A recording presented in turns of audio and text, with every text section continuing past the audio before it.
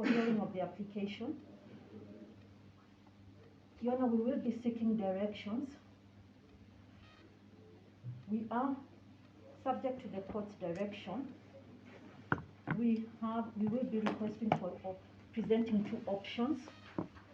One, that we canvass the application orally. Two, that we put in written submissions and thereafter highlight the same with time allocation that will be given by the court.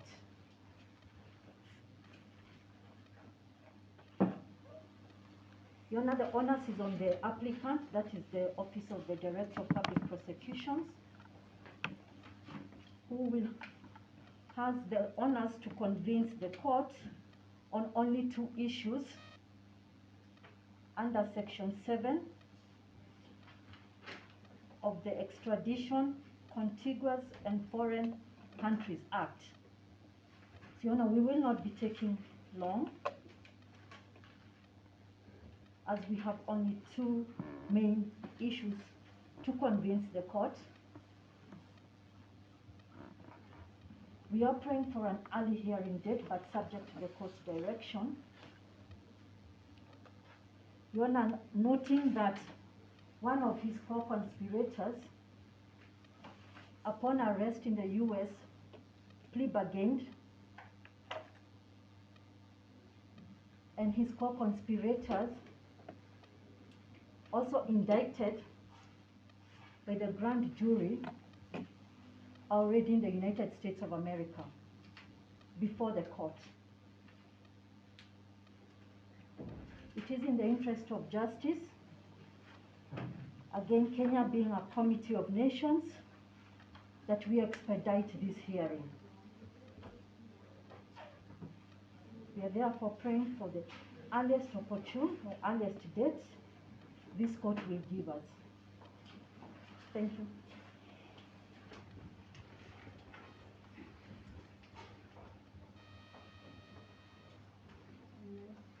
Your Honor, I only wish to point out that this matter was coming up for the purpose of the probation officer's report. And with a lot of respect, Your Honor, all the matters that Ms. Monique is raising are perhaps a little premature. I wish to point out at this earliest juncture, Your Honor, that extradition proceedings are not a summary procedure. And therefore, I would not be acceding to any proposition that this is a matter that requires to be done with the kind of expediency that the state is suggesting. If that had been the case, Your Honor, they would not have kept my client in custody for the time they did, even before he was brought to court. But that will be a matter for the court's direction. I believe, Your Honor, this is still a matter that will have to come before you for directions.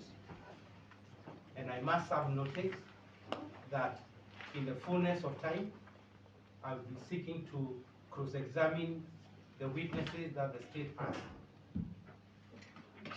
For now, Your Honor, I would happily urge you to give us directions with regard to the bail application. Then we can converse the other matters, including hearing dates, at a later date. Thank you, Your Honor. Brief response. Your Honor, this is an application before this court, which the requisite order signed by the Director of Public. Okay.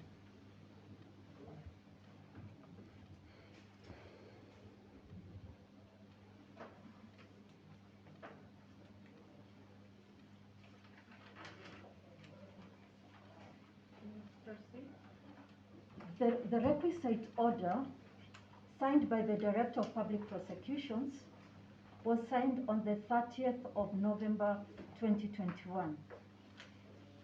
the court issued the warrant of arrest on 2nd of December 2021.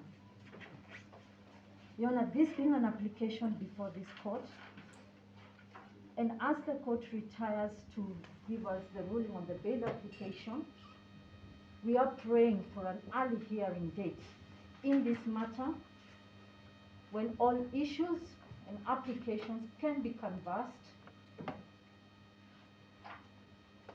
Again, Kenya being a community of nations, we have international obligations.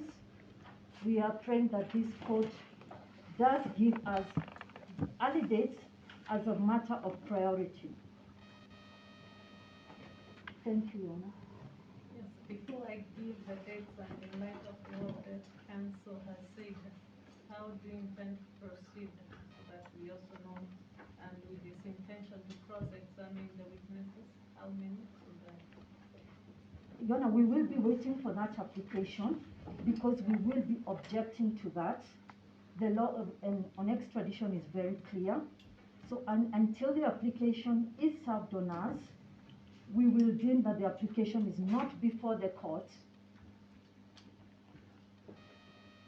for him to make the request to cross-examine the witnesses. We will be able to canvass that application when, if at all made before this court. Because, Your Honor, what we were proposing to proceed as per the Act is that we were going to make either oral submissions to convince the court as per Section 7 of the Act, and the only two issues, whether the offenses are extraditable or whether this case falls under the restrictions under Section 16 of the Act. That is clearly defined under Section 7. So we were either going to make oral submissions on that,